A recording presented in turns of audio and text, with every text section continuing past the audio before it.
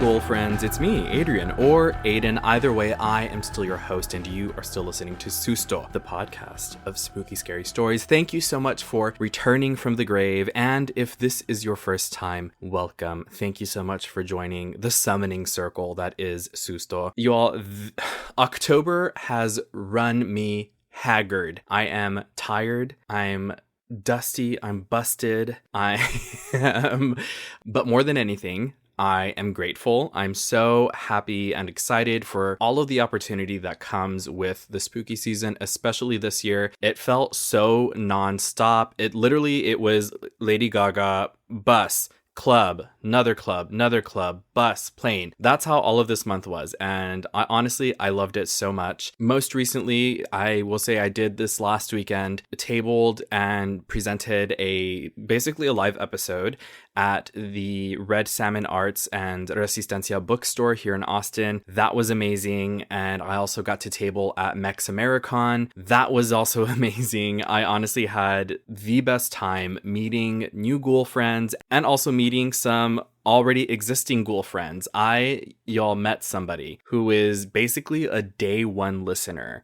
She came to my table, Maria. Thank you so much for coming up to me and speaking with me and telling me what this show means to you. I'm not going to go into it. I'm going to leave that moment between us. All I will say is I was in tears, y'all, in public, just crying at this event because of how just I'm almost at a loss for words still, because you all know how much this show means to me, and to hear how much it means to some of y'all in person, to hear it from your mouth with my ears, that honestly it meant the world to me. And I will never be grateful enough. I will never be able to say thank you enough to you all for supporting me. So I just wanted to put that out there, that October, man, put me through the ringer, but I feel so amazing. I'm thankful to say, though, that I'm able to rest for a while. I am going to work really, really hard to get this episode out and on Patreon in advance for the patrons. Yeah, this month has been really testing my time management skills, and we will see how I will do. But for now, I have a really fun project coming up. I'm doing another collaboration with the Paranormal Putas. If you have not listened to my episode with them on Susto or their episode with me on their show, you gotta check those episodes out. We had a blast and a half, and the fun doesn't stop there. We have something coming up this weekend, and I will release more details, so follow on the socials. That's at Susto Podcast for any and all updates on the show, including this upcoming project that I'm excited about. I'm not exactly sure what it's going to look like, the final product, but it's going to be fun. You're just gonna have to stay tuned on both of our ends to see what it is. With that being said, if you have your own scary story or experience that you want to share with me so that I can share on a Letters from the Beyond episode or on the Susto socials, you can do so by sending a DM on any of the platforms. That's at Susto Podcast. You can send it in an email to sustopodcast@gmail.com. You can visit sustopodcast.com and hit the contact button, or you can leave it in a 5-star review wherever you are listening. And you already know, engaging with the show on your favorite podcast app is the easiest way to support Susto. So hit the like button, subscribe, follow, rate, review, share, whatever you can do on those platforms. I truly appreciate it. And again, it's the easiest way to support the show, and it's free. So with that being said, I don't have many more updates for you. Again, just keep your eyes peeled and stay tuned in on the socials. And let's get into today's episode, which is about Radio Quito's War of the Worlds.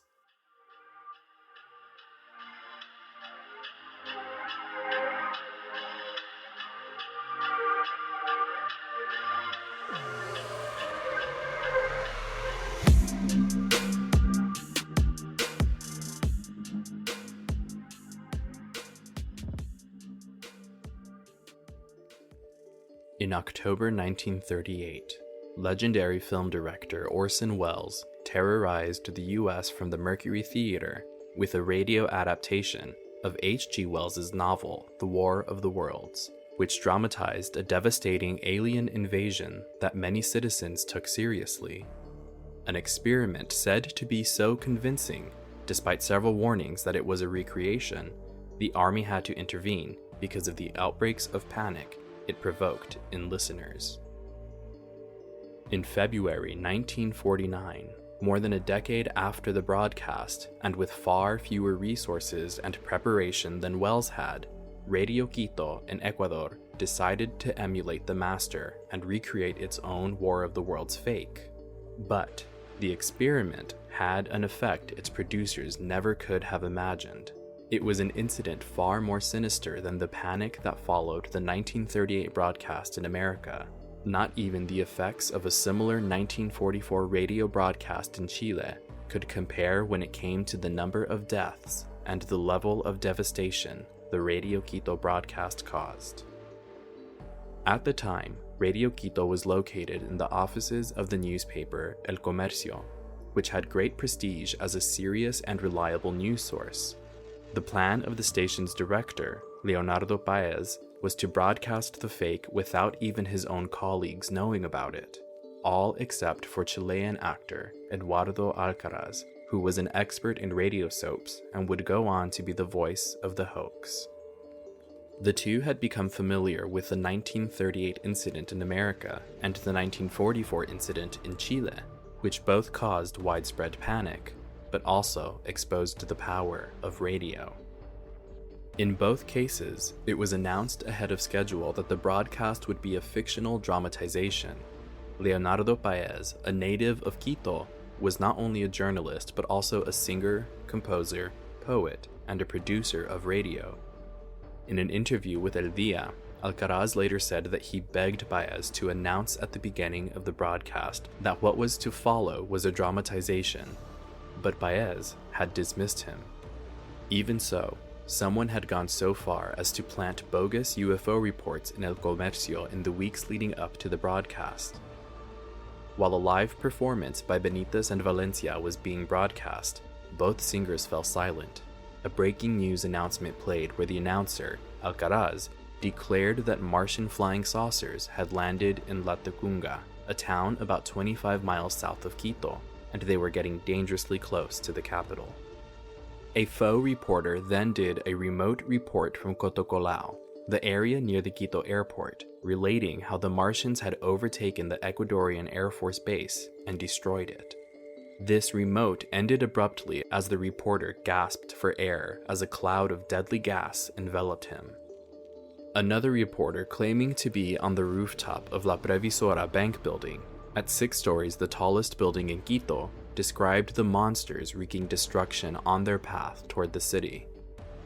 To further add to the magical realism of the event, actors impersonating government officials issued official announcements asking women and children to evacuate the city and able-bodied men to remain to fight the invaders. Panic erupted in the streets and police were dispatched to the alleged location of a Martian invasion.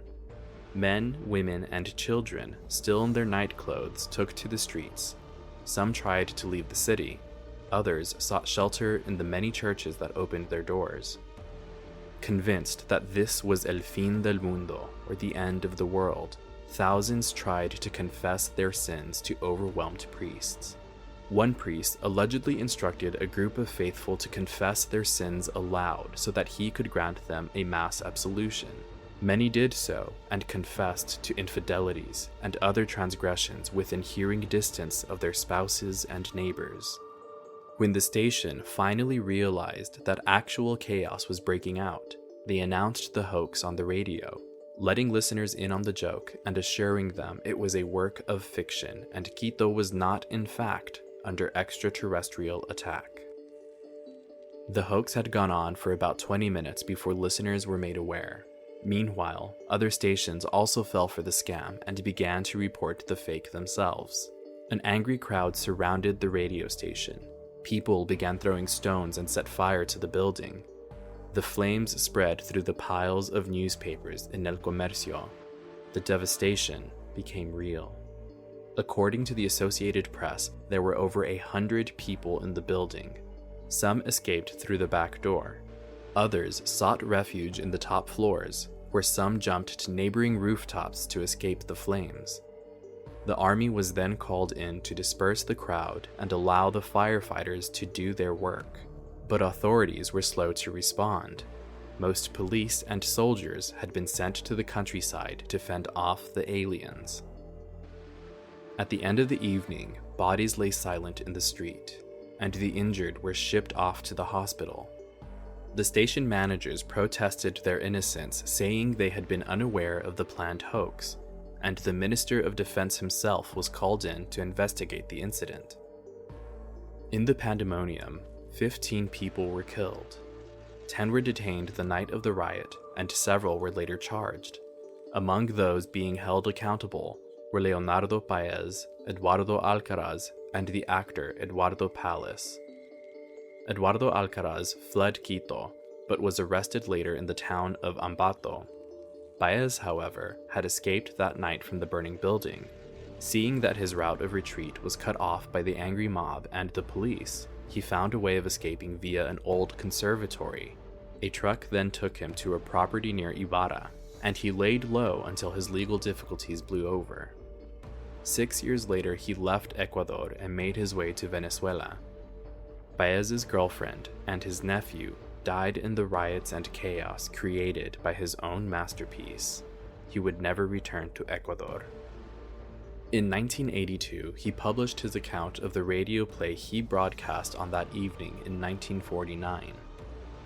In the aftermath of the tragedy, there were stories of several divorces, separations, and lawsuits as a consequence of information obtained through the mass confessions. Just a year after the Wells broadcast in America, the psychologist Hadley Cantrell conducted a study of the effects of the radio show in which he claimed that the cause of the confusion following the broadcast was the standards of judgment that people applied to the information they heard on the radio. They simply trusted the new media of radio and could not believe that someone would deliberately lie to them.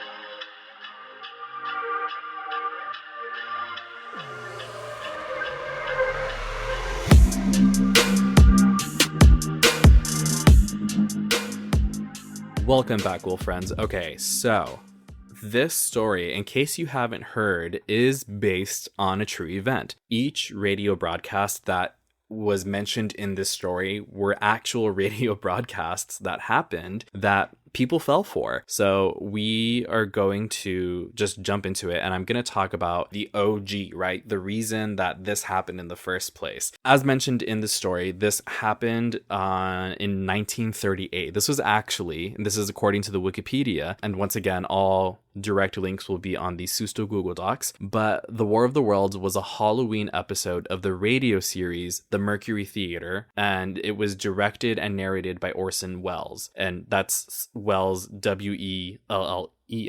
as opposed to H.G. Wells, Wells.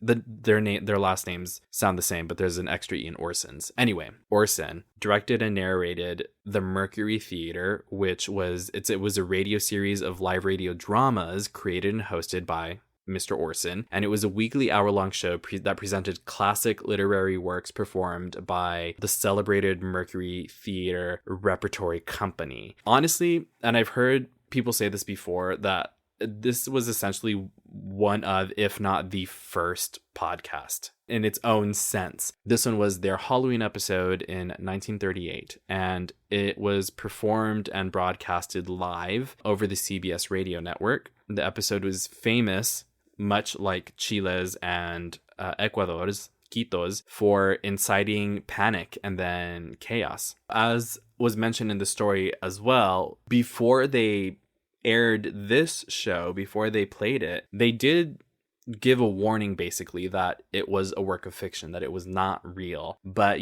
people tune in at a later time. Maybe people just weren't paying attention until it got interesting. But by the time, people were into it, they believed it. They panicked. People had a similar response to this as they did in Ecuador, maybe not as intense. And I'll read this part of the Wikipedia. It says, the show went on the air shortly after 8 p.m. At 8:32, housemen noticed Taylor stepped out of the studio. those are two different people, to take a telephone call in the control room, who returned 4 minutes later looking pale as death, as he had been ordered to immediately interrupt the War of the Worlds broadcast with an announcement of the program's fictional content. By the time the order was given, the fictional news reporter played by Ray Collins was choking on poison gas as the Martians overwhelmed New York, and the program was less than a minute away from its first scheduled break, which proceeded as previously planned. As you can see, 32 minutes, that's an average Susto episode, right? So they were into it by this point. This says that one of the actors recalled sitting in the anteroom, which I'm assuming is like a green room, after finishing his on-air performance. Quote, a few policemen trickled in, then a few more. Soon, the room was full of policemen, and a massive struggle was going on between the police, page boys, and CBS executives who were trying to prevent the cops from busting in and stopping the show. It was a show to witness in itself. I'm guessing that even if they interrupted it and made the announcement like, hey, reminder, this is a work of fiction, people would have kept tuning in because they would have been hearing from their neighbors or whatever, and then it would have just been a ripple effect of panic, right? Because also this kind of content, I'll call it, I don't think was very common then. People listen to the radio primarily to get the news and for their audio dramas, but if you make your audio drama sound like the news, then yeah, I can see how people got confused back then. So this says that after the broadcast, it says the following hours were a nightmare. The building was suddenly full of people and dark blue uniforms. Hustled out of the studio, we were locked into a small back office on another floor. Here we sat, incommunicado, while network employees were busily collecting, destroying, or locking up all scripts and records of the broadcast. Finally, the press was let loose upon us, ravening for horror.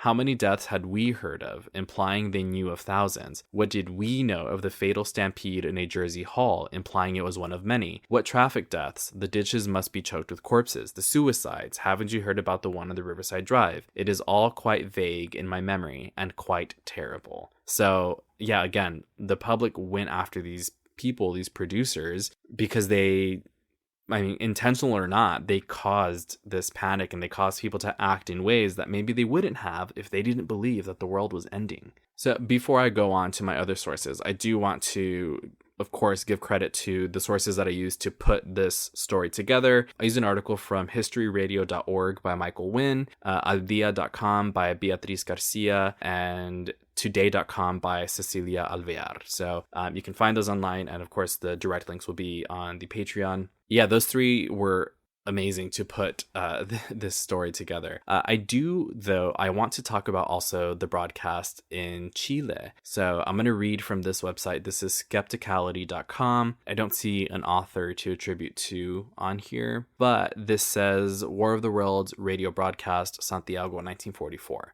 And it reads, you would think, again, this is 5 years before Ecuador's War of the Worlds. It says, you would think that the lessons learned from the 1938 Orson Welles broadcast would dissuade anyone of sound mind from repeating the mistake. But just a few years later, a second War of the Worlds panic was unleashed on an unsuspecting listening public. At 9:30 p.m. on November 12, 1944, a number of Chilean towns and cities were convulsed with panic when a radio station in Santiago staged their own localized version. It seems likely that the instigator of the panic knew Orson Welles at least by reputation, since the script was written by an American called William Steele, who had worked in radio broadcasting and had in fact scripted episodes of The Shadow, a show that Welles had starred in for a period of time. I have no evidence to place the two men directly together, but the coincidence is compelling. So this continues. The initial landing site they settled upon for their story was some 50 miles south of Santiago in the town of Puente Alto.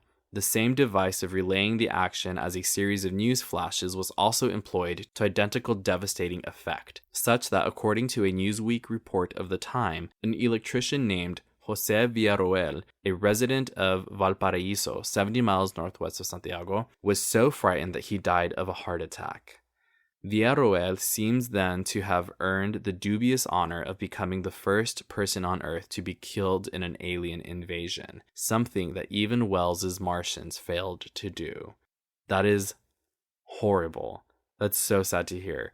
This continues, the broadcast contained realistic references to organizations such as the Red Cross and actors impersonating well-known voices. One such was the Interior Minister. The Santiago Civic Center was reported destroyed, as were air bases and army barracks. The play was broadcast countrywide on the cooperative Vitalicia network, and as the play fictitiously reported roads jammed with refugees, so too, in reality, thousands of listeners apparently fled to the streets or barricaded themselves into their homes. It is even said that the governor of one province telegrammed the Minister of War to tell him that he had placed his troops and artillery on alert to repel the invaders. See, this is hardcore because you're listening to this, and even if you're like, no, this can't be real, and then you go out and you see in the streets that people are reacting like it is real, then you believe it. And so then it just becomes this ripple effect, or a cycle, if you will, this catch-22 of fear. I mean, you see it happening, so you panic. Someone sees you panicking, so they panic. Someone sees them panicking, so another, it just keeps on going. How unfortunate. It says the broadcaster had given a week's on-air notice of their intentions. See, so even then, even with a warning, wow. It says, and mentioned the fictional nature of the broadcast twice during its proceedings. But of course, the same blind panic that had engulfed America in 1938 took hold. In an odd coincidence, a law had been passed only a year previously in Chile banning the use of incendiary radio broadcasts, likely to cause upset to listeners. But for many of those affected, the fines imposed on the station in no way alleviated their suffering that night. I don't know if anybody remembers, at the time that I think it was the Blair Witch Project was coming out, I was really young when that movie was coming out. I had to have been in like elementary, maybe junior high. And I vaguely remember it, but then I listened, and you can listen to Uikeoror's episode on the Blair Witch Project, which is amazing. And they talk about people's reactions to it. And I've heard so many people talk about this, how the general public was like pissed off, for some reason, because this thing, they were seeing these videos, these clips, and their marketing was so good. And the footage looked so real that people saw it and believed it. And they were pissed. But I think with the Blair Witch Project and like Paranormal Activity, I think was another one. I want to say that started, the world of PR and marketing started to shift, where they basically want people to believe that it's real. Putting credibility behind it hypes it up, if that makes sense. I don't know. But I know that people's reactions to those movies, people were also upset about that, especially with the Blair Witch Project. People were pissed off, which I think is so interesting. But I feel like it would be hard to pull that off in this day and age. I feel like if something like that came out today, people would just say, oh, it's a PR stunt, which is what it was. But I think because now we're so either accustomed to or numb to those kinds of things, that's kind of unfortunate in its own way, but still. So I found a newspaper clipping here that I wanted to include, and this is from newspapers.com. And it's a clipping from the San Bernardino County Sun from San Bernardino, California. Clipping came out November 14, 1944. 2 days after the Chilean broadcast, it says, Chile falls for Mars invasion. Radio station faces governmental ire. And then it reads, Santiago, Chile, November 13th. At least one death from a heart attack and injuries to several persons were attributed today to the panic caused by Chile's radio, quote, invasion from Mars last night. A broadcast which upset this country just as the radio show on the same subject produced by Orson Welles did in the United States in October 1938. An adaptation of the Welles broadcast based on the H.G. Wells story War of the Worlds was broadcast by a Santiago station. This Chilean version was as realistic as the American show and sent hundreds into the streets in panic and flooded newspapers and Army and Navy headquarters with excited inquiries. The government today was reported to be planning punitive measures against the radio show which broadcast the show. The fact that it led to real deaths is like... I can say it's mind-blowing now, but again, because we're so accustomed to these kinds of things. And I think also because we're able to choose to enter that kind of experience. It's like why people go to a haunted house, why people watch a scary movie, why people listen to spooky podcasts, because you are choosing to enter that experience. And even though these broadcasts, the American and the Chilean ones, did have warnings, I don't think someone can choose to enter that experience if they're tuning in into the middle of it. Versus if you go into a haunted house, you walk up to it and we know what it is now. If you walk into a scary movie. You have to walk into a theater first. If you listen to a podcast, you have to subscribe and tap on the episode first. I think honestly, the reason that a lot of people were really upset is, I think back to the idea of them behaving in a way that they normally would not have if they did not believe that the end of the world was happening, right? So like you think of these mass confessions that were happening. People were probably with, like it said, people were with their families and they were confessing to some shitty things that they did, and then turns out, hey, it's not real, we're going to live. And now you have to live with this new reality where your truth is out, you know? You see it in movies and it's funny where people are like I'm too young to die. Then they say something that is supposed to be embarrassing. But this was real life. So imagine revealing one of your deepest, darkest secrets because you think you're about to die, and then psych, you're not, and now everybody around you knows. And then I'm sure people gossiped. So like, yeah, this probably, it ruined lives in many ways. I wish I could find audio of the Ecuadorian one, but I can't. I am, however, seeing on YouTube, it claims that this is the full broadcast from the Mercury Theater. So I will throw that in just because, you know, it's what these other broadcasts were inspired by. So I'm going to throw that into the Susto Google Docs.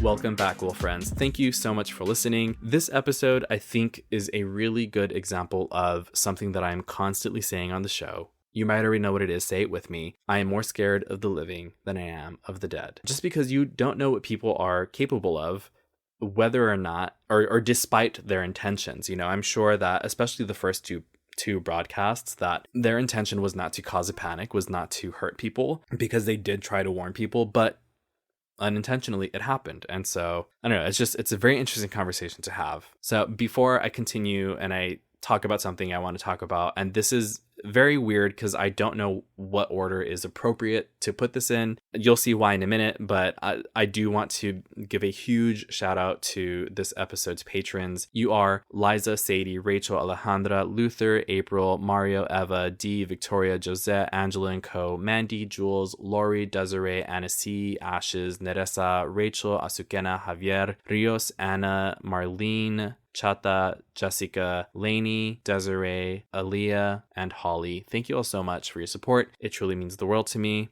Now, this next thing. So I don't want anybody to feel like I am speaking for them. I think we should all know that anything I say on the show is my opinion. So, and I think it's appropriate, you know, that the idea was just that, you know, people are scarier than ghosts. And the world is a scary place because there's a lot happening in the world right now. And I am going to try and be as succinct as I can, because I can ramble about this, and I don't want to make a mess of my thoughts and what I'm feeling. All I will say is I will start off with a very strong Free Palestine, and that the US government should call for an immediate ceasefire. My initial instincts about what is happening in Palestine to the Palestinian people, as has been many people's from what I've heard, was to feel like, or to say, well, it's such a complicated issue and there's lots of nuance behind it. And while that may be true in some instances, I think ultimately if you take a step back, it is simple. It's not that complicated. There is a huge imbalance of power right now. And there's one group of people who are ultimately suffering. I've felt so helpless about this, and I think it's very easy for us to feel helpless about it, especially when, as Americans, our tax dollars are funding some of this. It's wild, you know? It makes my head want to explode sometimes. But I will say that the one thing that I see so many people saying, and people who do that kind of work, people who are working to liberate Palestine, one of the things that I keep seeing them ask everybody else to do is to talk about it, is to not turn a blind eye, to not forget about it. And as someone who has a platform like this where I can hold someone's attention even for a little bit, it would be extremely irresponsible for me not to say anything. And I've been trying to post little things here and there online, but it needs to be said, I think, at every opportunity. I don't know what exactly I should be saying. All I know is that what is happening right now is wrong. It's evil. It's sad. And I'm being asked to use my platform to make people aware, to keep people aware. Yeah, I think we need to listen to those voices that are asking us for help, really, and educate yourself as much as you can about it. I have been doing that. I've been trying to educate myself more and more. So I'm going to leave it there for now because, again, I don't know exactly the words to say except for free Palestine. And please, please do not ignore this. I hope that you all have a good day. I will see you in the next one. And take care. Bye.